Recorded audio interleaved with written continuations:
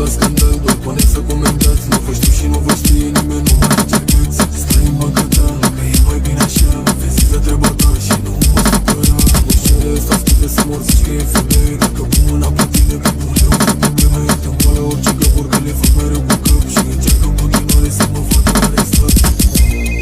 Alo, poliția, verize pe mine că a făcut asta pe lea. Nu încercați iurea că e greu, eu v-am mai zis. Cum să pun polițul ăsta cu șeful tău la urtis. Unde sunteți, nu vă văd, dacă e vorba de scandal. Ascundeți-vă în case să n-ajung